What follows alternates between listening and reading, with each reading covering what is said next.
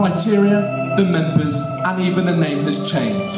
But one thing has stayed constant: our ethos, creating business, transforming lives. I'm Ben. I'm Sherry. I'm Philippa. And I'm Matt. And today we are representing Enactus Nottingham. We'd like to thank our support network who have been with us over the past 10 years. Each one of our 188 members has their own stories, passion, and their own vision to go and create business and transform lives. Today, we will take you on the journey of 4 of our 15 projects that were started because of our members' desire to leave university knowing that they had made a difference through creating business and transforming lives. We would now like to introduce you to Rentalite.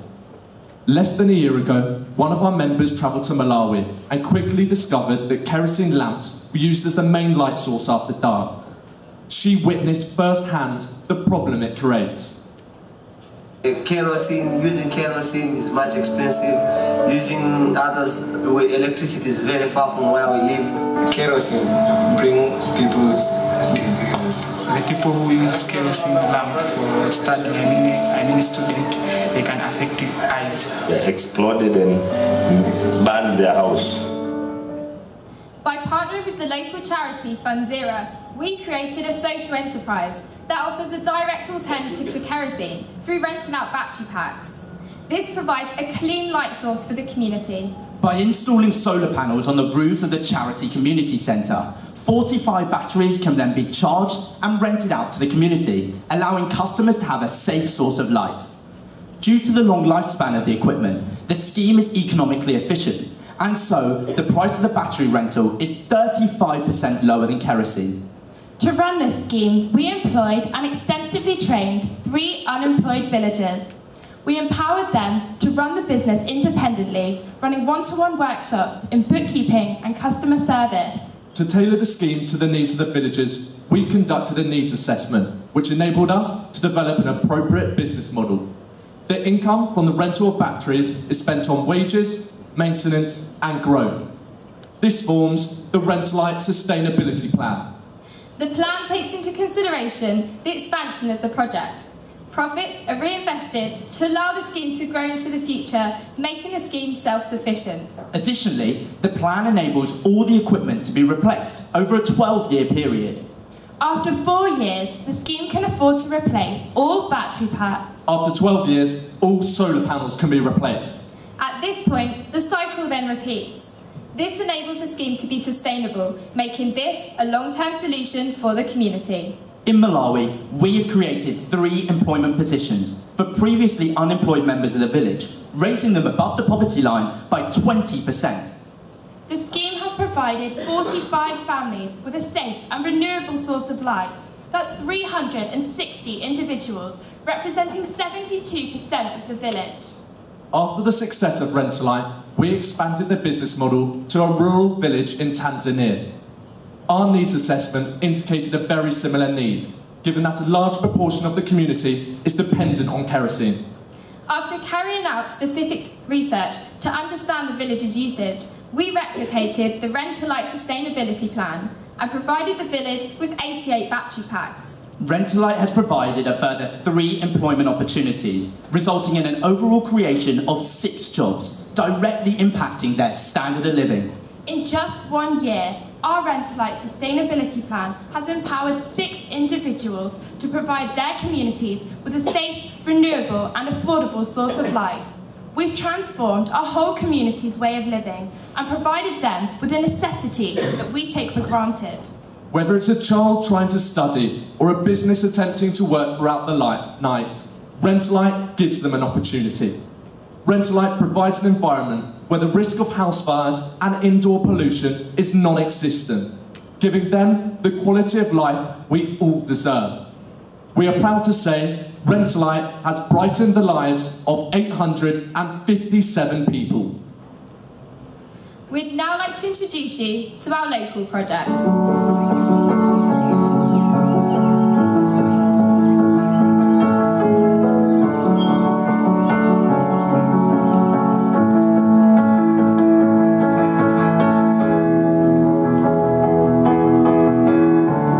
Was it worth it for you?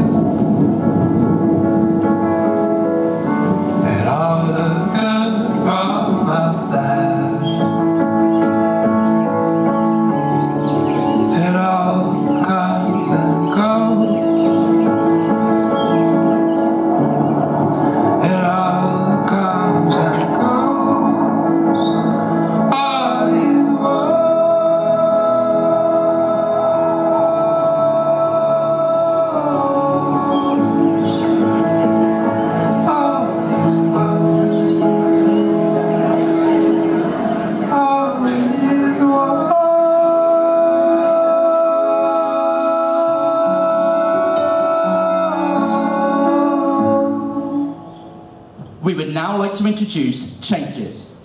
Person X represents Sue, but could quite easily be any of us in this room. These women come from vulnerable backgrounds, ranging from domestic abuse to drug addiction. After meeting with Sue in the local women's centre, she told us that without the confidence, skills or experience to stand out in the current job market, she and many other women in the centre didn't know how to move forward and leave their past behind. We wanted to stop their past from defining their future, so together we created a community cafe. The women can gain experience, skills and confidence from volunteering in the cafe, and throughout the process they can learn to run the cafe themselves. Through one-to-one workshops, we taught the women the necessary business concepts they needed to coordinate the scheme, such as health and safety, customer service, supply chain management and bookkeeping. Considering social factors, we set up the cafe in the centre so that these women felt that they were in a safe environment. Environmentally, produce is locally sourced and waste is recycled. Economically, the items are carefully priced to ensure the business breaks even, creating a sustainable source of revenue for the scheme. The revenue is reinvested back into the cafe, creating a sustainable opportunity. We also work alongside these women as mentors to help them articulate their new skills in an employment context, as well as helping them to seek jobs.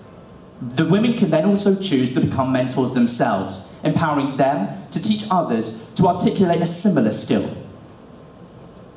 We've created business through a sustainable community cafe and transformed the lives of 12 women. The skills put a new future in reach, but the experience gives them the confidence to look for one. What's more, changes will continue to create business and transform lives long after we step away. We'd now like to introduce you to our Greenlight project. Last year, one of our members came forward, determined to help prostitutes in Nottingham. We had visions of helping them escape prostitution through setting up, running confidence-building workshops, helping them gain safe employment, or even start their own businesses. We were naive. The first time I did it, I was dead nervous, but I had to do it to pay for my habit. You get used to it though. It's just a job in the end. I was only 13 when my mum gave me my first taste of crack. It ruined my life dead quickly. It'll kill you one way or another.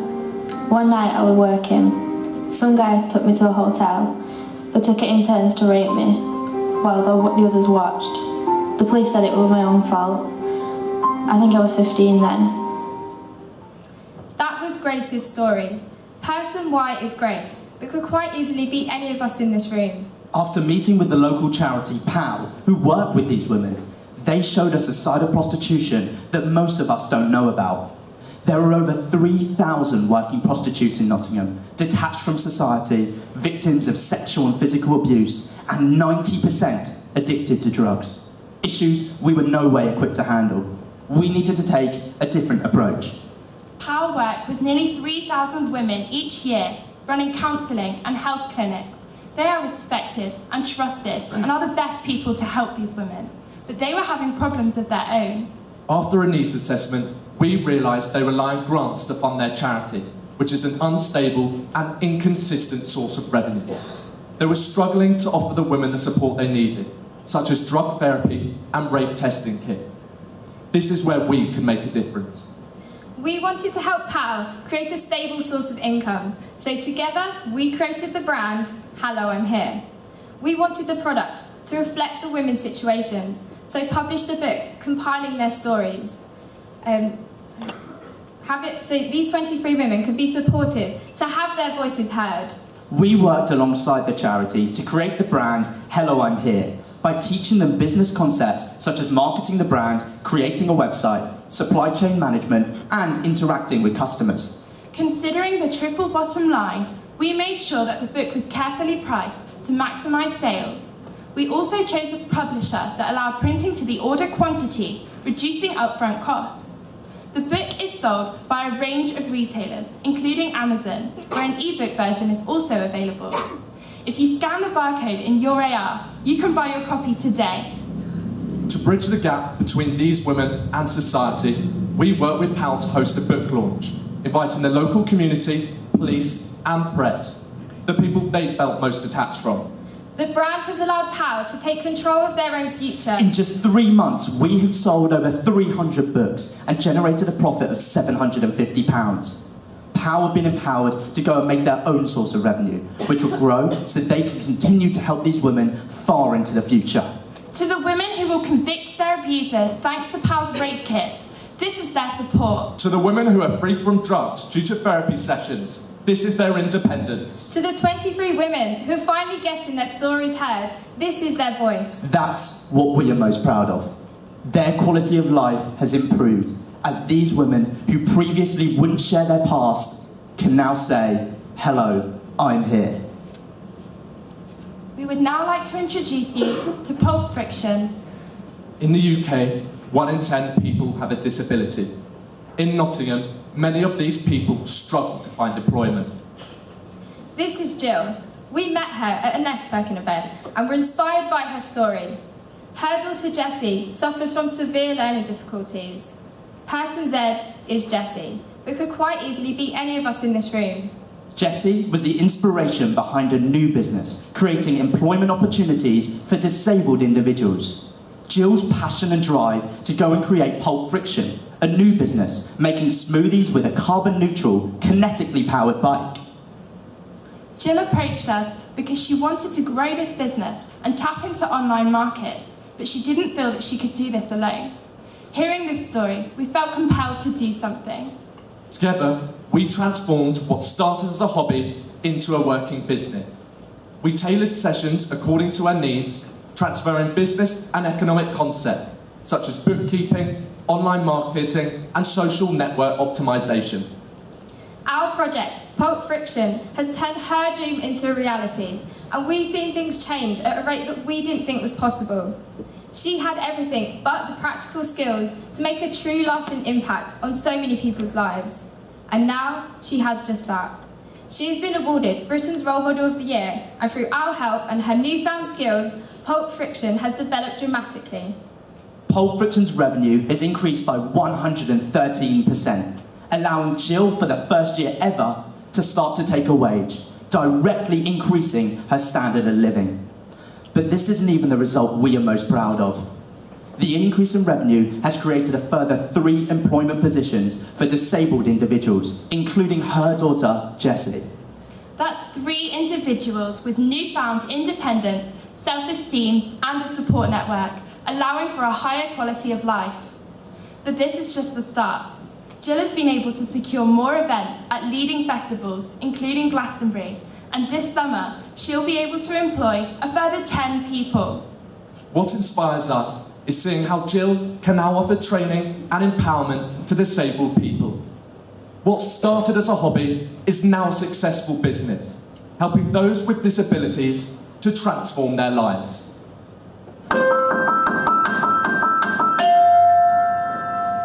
We started as a family hobby, really, I guess. My daughter, who is now 22, has moderate to severe learning disabilities, and at that time a number of her non-disabled friends were getting part-time jobs, and Jessie wanted one. I wanted a part-time job, but no one was going to give me the time on the floor. It's been brilliant to have a group of people who've got a business ed has been so helpful. I failed my maths CSE back in 1974, so figures have always frightened me. But to be able to sit down again with a group actually empowering me and be very honest with them and tell them that I hadn't got a clue, and for them to set up very simple systems has been brilliant since our involvement with Enactus. We now have 3 employees. We've recruited another 5 volunteers. We've put 6 people through a basic food hygiene qualification. This summer, because we're going to be so much busier, I'll be able to offer employment for up to 10 people, which is, huge for us. I think if I feel empowered, then it means I can go back to the project feeling confident and then empower our members. Thank you, Enactus Nottingham.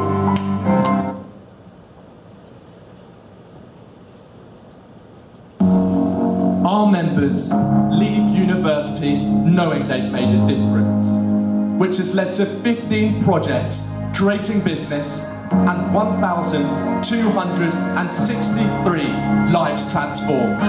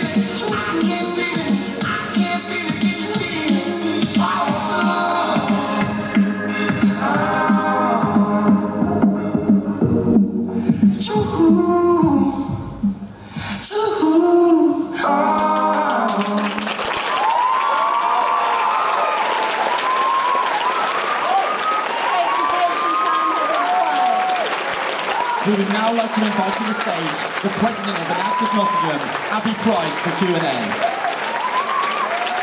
Judges, you may now ask questions. Do we have mics for the judges?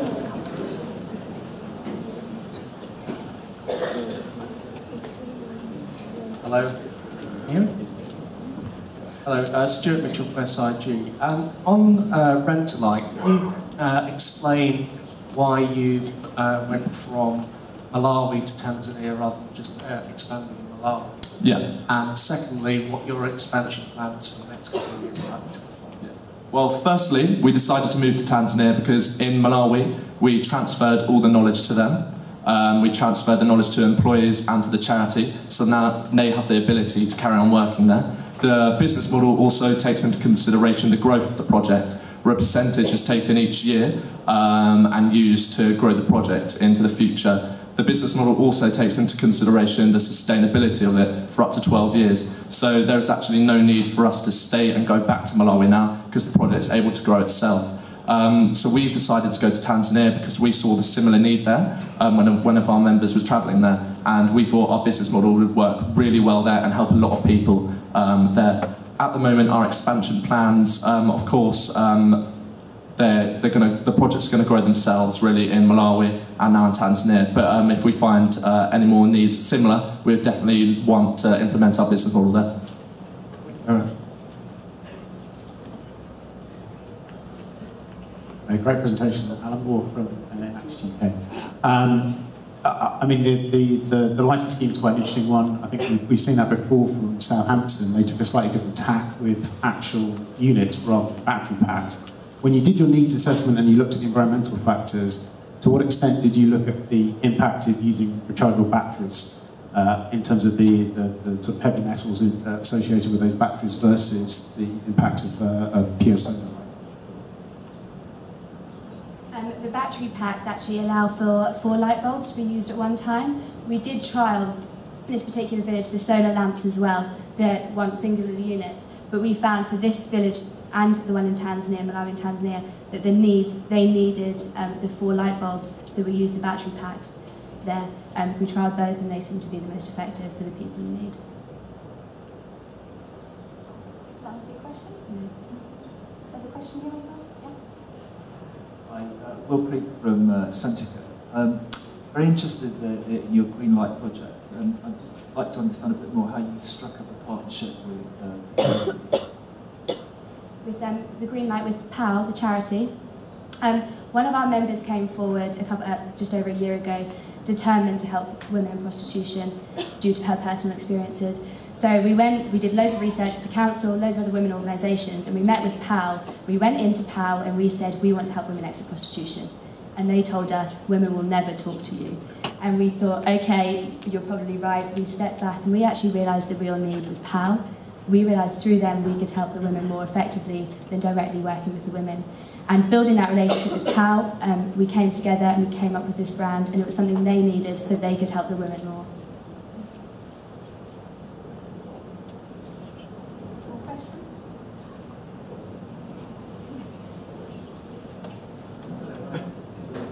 Edelman, also about green light.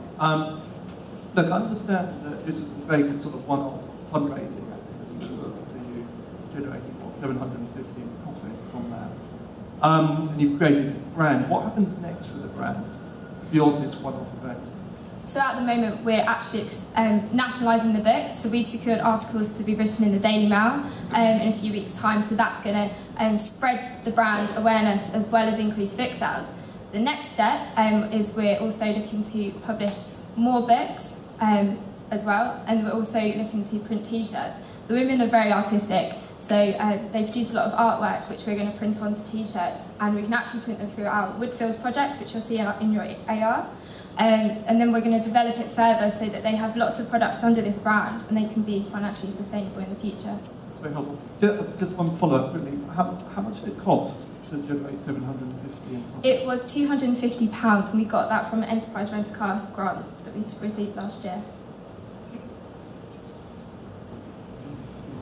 I'm afraid the presentation time has expired. Will everybody welcome, or not, join me in thanking the team from Nottingham for their presentation?